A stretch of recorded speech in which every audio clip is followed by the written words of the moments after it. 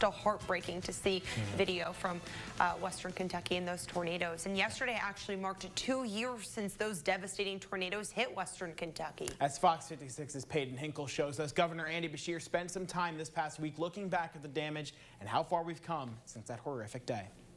As you all know, this was the most devastating tornado event in Kentucky's history. An F4 tornado stayed on the ground for over 200 miles. Sunday marks 2 years since tornadoes ripped across Western Kentucky, killing 81 people and injuring hundreds more. In Thursday's Team Kentucky update, Governor Andy Beshear recalled what he saw on the ground after tragedy struck. I can still feel the morning and the weather after, standing outside the candle factory in Mayfield, seeing firsthand the devastation that it had caused. Then driving downtown, and it looked like you were standing on the moon without any structure, 10 blocks in any direction, standing. The governor says he will never forget how Kentuckians came together from all over the state to help their neighbors.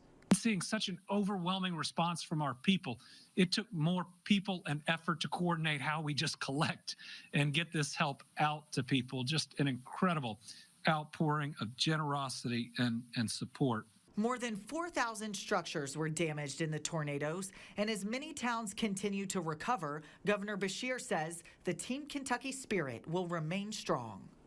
Us helping each other has never faded, and we continue to see folks from all over Kentucky going into these areas committed, like we are, to rebuilding every home and every life. Peyton Hinkle, Fox 56 News.